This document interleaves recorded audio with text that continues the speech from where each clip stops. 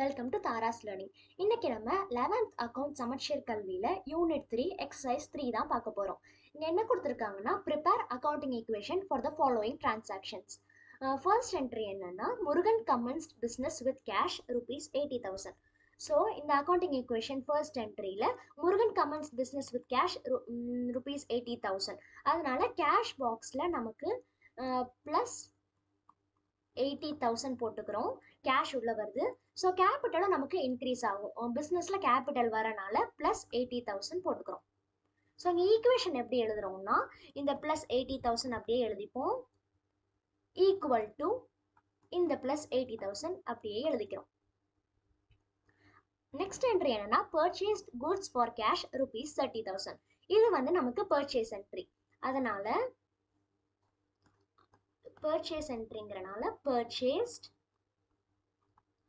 Goods for cash எவ்வளோக்கு purchase பண்ணுறாங்க? 30,000க்கு பர்ச்சேஸ் பண்ணுறாங்க. நம்ம பர்ச்சேஸ் பண்ணால் நமக்கு கேஷ் ரெடியூஸ் ஆகும், கேஷ் நம்மளை விட்டு போகும். ஸோ மைனஸ் 30,000 பர்ச்சேஸ் பண்ணுறதுனால குட்ஸ் நமக்கு உள்ளே வருது, குட்ஸ் கம்ஸ் இன். ஸோ அதனால் ஸ்டாக்கில் ப்ளஸ் 30,000 ஆட் ஆகும். இந்த என்ட்ரி முடிஞ்சிடுச்சு. இதோட ஈக்குவேஷன் எப்படி எழுதுறோம்னா ப்ளஸ் 80,000 மைனஸ் 30,000 வந்துட்டு ப்ளஸ் 50,000 வருது. இந்த ப்ளஸ் 30,000 அப்படியே எழுதிப்போம், ப்ளஸ் 30,000 ஈக்குவல் டு இந்த 80,000 நம்ம அப்படியே சேம் அப்படியே எழுதிப்போம், ப்ளஸ் 80,000. ஸோ தேர்ட் டிரான்சாக்ஷன் என்னன்னு பார்த்தீங்கன்னா பெய்ட் சேலரிஸ் பை கேஷ் ₹5,000. இங்கே நம்ம எழுதிக்கிறோம் பெய்ட் சேலரிஸ் பை கேஷ். இது வந்து நமக்கு ஒரு எக்ஸ்பென்ஸ், அதனால கேஷ் வந்து நம்மள்ட்ட இருந்து மைனஸ் ஆகும். சேலரி பே பண்ணுறனால மைனஸ் 5,000 கொடுத்துருக்காங்க, மைனஸ் 5,000. ஸ்டாக் என்ட்ரியில் எதுவுமே வராது. இங்கே கேஷில் மைனஸ் ஆனால் நமக்கு கேபிட்டல்லையும் மைனஸ் ஆகும். ஸோ மைனஸ் 5,000 போட்டுக்கிறோம். ஈக்குவேஷன் இதுக்கு எப்படி எழுதுறோம்னா 50,000 மைனஸ் 5,000 ப்ளஸ் 45,000. இந்த ப்ளஸ் 30,000 அப்படியே நம்ம கீழே எழுதிப்போம், ஈக்குவல் டு 80,000 மைனஸ் 5,000 வந்துட்டு ப்ளஸ் 75,000. இப்போ இதில் நெக்ஸ்ட் என்ட்ரி என்னன்னா bought goods from Kumar for ₹5,000 and deposited the money in CDM. இது வந்து என்ன என்ட்ரி? பாட் குட்ஸுங்கிறனால நமக்கு இது வெறும் பர்ச்சேஸ் என்ட்ரி தான். நம்ம இதில் இந்த first part of the question மட்டும்தான் நம்ம இங்கே கான்சென்ட்ரேட் பண்ண போகிறோம். அவன் எந்த மோட் ஆஃப் பேமெண்ட்டில் பே பண்ணியிருக்காங்கிறது வந்து நமக்கு அவசியம் கிடையாது. இது வந்து ஒரு நார்மல் பர்ச்சேஸ் என்ட்ரி, அவ்வளோதான். So bought goods from Kumar for ₹5,000 அப்படின்னா நம்ம இங்கே டி பாட் குட்ஸ்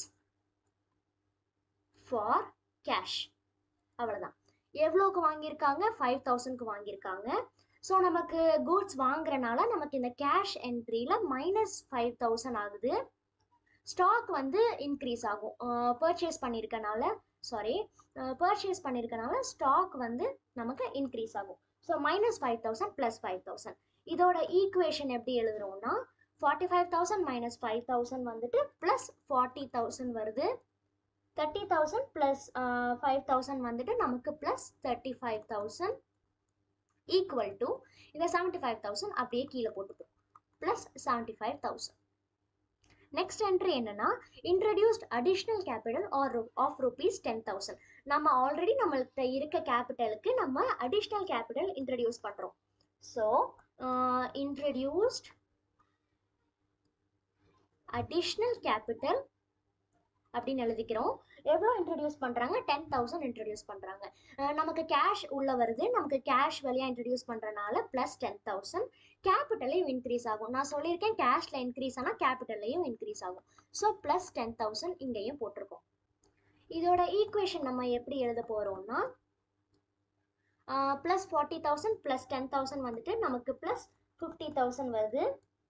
இந்த 35,000 இங்கே எந்த என்ட்ரியும் இல்லாதனால ப்ளஸ் 35,000 அப்படியே எழுதிக்கிறோம், ஈக்குவல் டு 75,000 ப்ளஸ் 10,000 நமக்கு ப்ளஸ் 85,000 வரும். இப்போது எல்லா டிரான்சாக்ஷன்ஸும் முடிஞ்சிருச்சு. நமக்கு இந்த ப்ளஸ் 50,000 ப்ளஸ் 35,000 ஆட் பண்ணால் நமக்கு 85,000 வருது. ஸோ இந்த சம் வந்து நமக்கு டேலி ஆகிடுச்சு.